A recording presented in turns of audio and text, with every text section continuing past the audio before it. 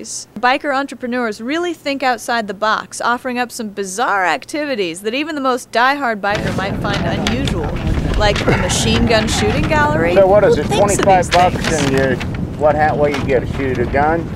Machine gun firing is expensive, $1 a round, with a single burst of 20 rounds lasting just a few seconds. As hobbies go, it doesn't get much more expensive.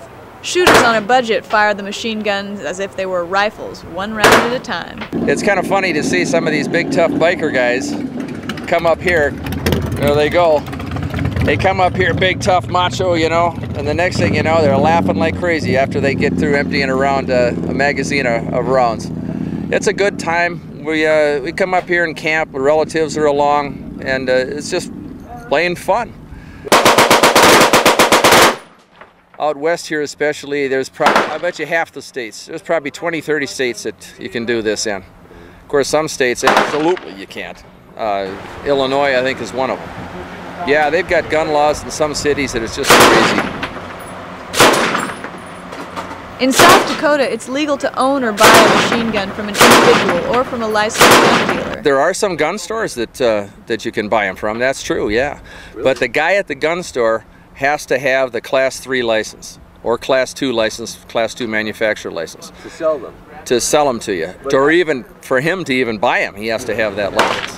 Going to a gun store, you'd have to ask the owner if he has any Class 3 weapons that are fully transferable. Those are the ones that were registered prior to '86. They're 50 years of age or older for the most part.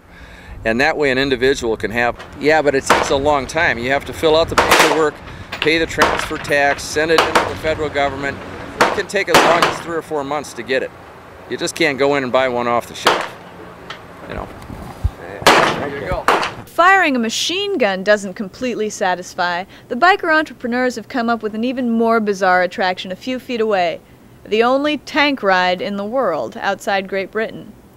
A World War II Russian tank ready to go. This tank was on the Russian front. Again, it was captured by the German army during World War II and utilized by the Germans when they overran their position. Normally this hatch would be closed and then there's 2 periscopes, so then I lose 90% of the vision that I have right now. Then all I have is 2 3-inch vision slits, and it goes up and it's simply periscopes looking straight forward. Then there's zero vision off to either side. All you have is those 2 3-inch periscopes straight forward. You can't really see anything. Nope, you have no vision. All you have is the direction of the commander beating on the gunner, who would then beat on the driver. Luckily for me, I know the course. It's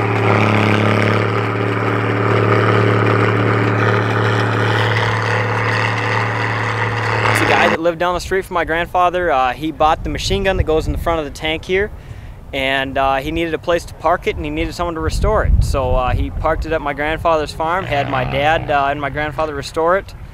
Now a lot of it has changed since it left the farm, but I started out mowing the guy's lawn. A few years later I was driving his tank. Actually, when it was at my grandfather's farm, of course no one ever believed me. I'd tell them, yeah, there's a tank out at my grandfather's farm, who believes that? So, of course no one ever believed that, so there's no point in telling people at school. Yeah. And so actually I had my birthday party out at my grandfather's farm, and we went for tank rides. Of course then, they didn't say much after that as far as not having the tank, because they knew it was there then. And a few weeks later we had some veterans out, and they all came out and they rode in the tank, and they had a blast.